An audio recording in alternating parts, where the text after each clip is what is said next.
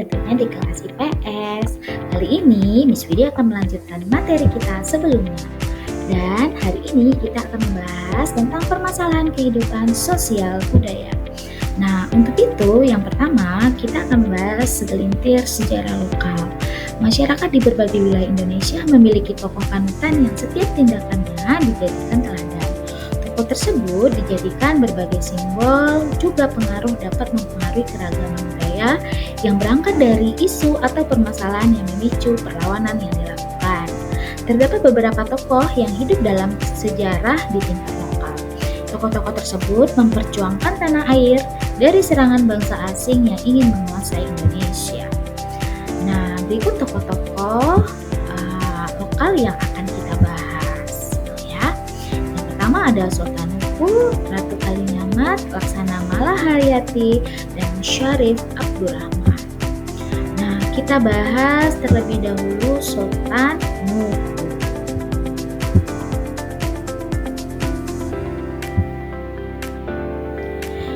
Sultan Nuku dengan nama lengkap Sultan Nuku Muhammad Amiruddin merupakan salah satu pejuang dari Maluku yang memperjuangkan kedaulatan Kesultanan Tidore.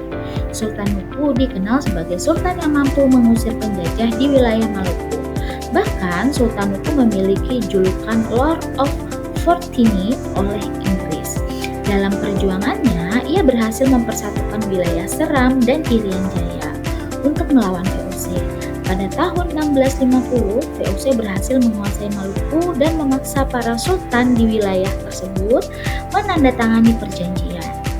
Pada tahun 1779, VOC menangkap Sultan Jamaluddin, ayah dari Sultan Nuku, yang dituduh bersekongkol dan dengan penyelundup dan melanggar perjanjian.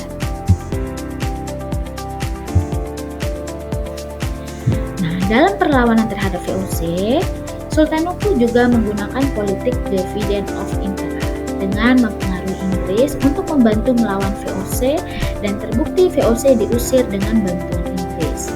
Pada tahun 1796, Sultan Nuku berhasil merebut Pulau Banda. Setahun kemudian, Kesultanan Tidore di bawah Sultan Kamaluddin juga ikut direbut sehingga Sultan Kamaluddin melarikan diri ke Ternate. Sepeninggalan Sultan Kamaluddin, rakyat Tidore menunjuk Sultan Nuku menjadi Sultan Tidore dengan gelar Sri Paduka Mahatuan Sultan Jaher El Mahbus Amiruddin Syah Kaichil Paparangan. Nah, itu dia Sultan Nuku. Berikutnya kita akan membahas tentang Ratu Kalinyamat. Ratu Kalinyamat adalah putri ketiga dari Sultan Trenggono, penguasa termasyhur Kerajaan Demak. Nama asli dari Ratu Kalinyamat adalah Retno Kencana. Ia menikah dengan Pangeran Hadiri atau Hadlirin yang berasal dari luar Jawa. Setelah pindah ke Jawa dan mendirikan kampung di wilayah yang saat ini masuk Kecamatan Kalinyamat, Jepara, Pangeran Hadiri dikenal dengan Pangeran Kalinyamat dan memiliki anak asuh yaitu Pangeran Arya Putra Maulana Hasanuddin, raja pertama Kesultanan Banten yang memerintah antara 1526 sampai 1570. Pangeran Kalinyamat turut menjadi korban kekejaman Arya Penangsang, sepupu Adipati Jepang. Sementara Ratu Kalinyamat dapat melarikan diri dari konflik tersebut, tahta kerajaan Demak baru berakhir setelah Arya Penangsang dikalahkan oleh Sultan Hadiwijaya atau Jakatingkir. Ratu Kencana menggantikan peran suaminya sebagai penguasa Jepara dengan gelar Ratu Kalinyamat. Ratu Kalinyamat memiliki peran besar dalam sejarah Indonesia, khususnya dalam melawan Portugis pada abad ke-16. Ratu Kalinyamat pernah diminta oleh Raja Johor untuk membantu melawan Portugis pada tahun 1550. Ratu Kalinyamat pun mengabulkan permintaan itu dan mengirim 40 armadanya yang berkekuatan 4.000 hingga 5.000 prajurit. Nah, Nah, meski serangan itu gagal, semangat patriotisme Ratu Kalinyamat tidak langsung padam.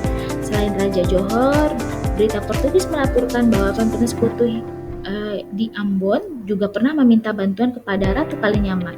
Sekitar 24 tahun kemudian, tepatnya pada Oktober 1574, ia mengirim ekspedisi yang digabungkan tentara dari Aceh untuk melawan kedudukan Portugis di Malaka. Mengirim kedua kekuatan 300 kapal, 80 diantaranya berukuran sangat besar dengan jumlah prajurit mencapai 15.000 orang. Serangan ini berhasil mematahkan Portugis meski harus mengorbankan 2.000 nyawa tentara Ratu Kalinyamat.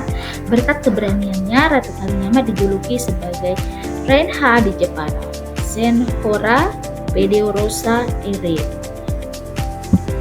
Selanjutnya, Laksamana Malahayati.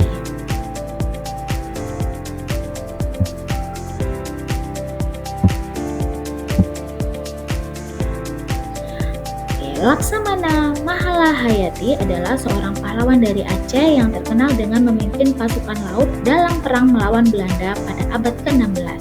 Ia berhasil menghalau serangan Belanda di perairan Aceh dan membunuh Cornelius de Houtman dalam perlawanan 1 lawan 1.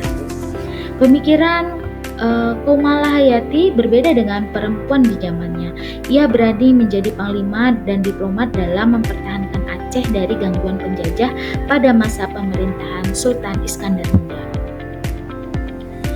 Nah, Malahayati memimpin 2.000 orang pasukan Inong Bale atau janda-janda pahlawan yang telah syahid untuk berperang melawan kapal-kapal dan benteng-benteng Belanda pada 11 September 1599. Pasukan Inong Bale pernah membangun benteng setinggi 100 meter dari permukaan laut yang menghadap langsung ke laut. Malahayati membunuh Cornelius de Houtman dalam pertempuran 1 lawan 1 di geladak kapal.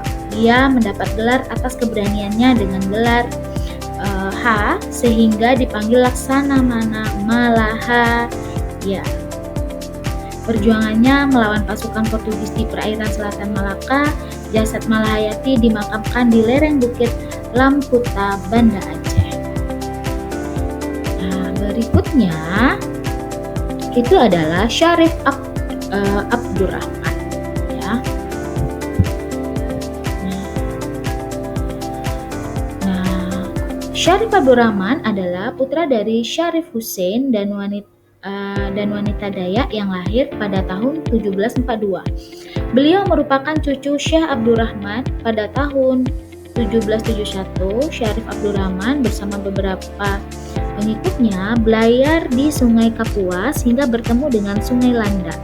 Di sana ia membuka hutan dan membangun permukiman baru yang kemudian berkembang menjadi pusat perdagangan. Wilayah tersebut diberi nama Pontianak. Terbukti dengan nyata tempat tersebut membawa keuntungan dengan banyak pedagang yang singgah dari Bugis, Melayu, Tiongkok, Sangau, Sukanda, Mempawah, dan Sambas. Nah, selanjutnya kita akan membahas tentang permasalahan sosial budaya. Nah, selain permasalahan sejarah lokal, masih terdapat permasalahan sosial budaya yang mempengaruhi kehidupan masyarakat Indonesia. Beberapa permasalahan yang umum terjadi adalah sebagai berikut. Yang pertama, eksploitasi pembangunan berlebihan. Yang kedua, kesenjangan sosial dan kemiskinan. Yang ketiga, kesetaraan gender. Dan yang keempat, kenakalan remaja. Next, berikutnya ya, eksploitasi pembangunan berlebihan. Nah, kita akan bahas satu persatu dulu. Yang pertama, eksploitasi pembangunan berlebihan. Eksploitasi pembangunan yang berlebihan dapat menyebabkan kerusakan lingkungan dan merusak kehidupan sosial budaya masyarakat. Pembangunan tanpa mempertimbangkan berkelanjutan lingkungan dan budaya dapat menyebabkan kerugian jangka panjang bagi masyarakat. Yang kedua, kesenjangan sosial dan kemiskinan. Kesenjangan sosial dan kemiskinan juga menjadi permasalahan serius dalam kehidupan sosial budaya di Indonesia. Kesenjangan pendapatan dan kesenjangan akses terhadap pendidikan, kesehatan, dan sarana publik dapat menghambat pemberdayaan masyarakat dan menghancurkan keberagaman budaya. Yang ketiga, Kesetaraan gender. Kesetaraan gender adalah masalah penting dalam kehidupan sosial budaya di Indonesia. Ketimpangan peran dan akses terhadap sumber daya antara laki-laki dan perempuan dapat menghambat kemajuan sosial dan budaya suatu masyarakat. Nah, bentuk-bentuk ketidakadilan gender itu ada 3. Yang pertama, subordinasi. Yang kedua, stereotip gender laki-laki dan perempuan. Dan yang ketiga, kekerasan violence. Ya. Nah, berikutnya yang keempat adalah kenakalan remaja. Permasalahan kenakalan remaja juga mempengaruhi kehidupan sosial budaya di Indonesia. Salah satunya, contohnya itu penyalahgunaan narkoba, perilaku seksual yang tidak sehat, dan kekerasan remaja menjadi tantangan serius dalam upaya membangun kehidupan sosial budaya yang sehat. Nah, itu dia materi kita hari ini.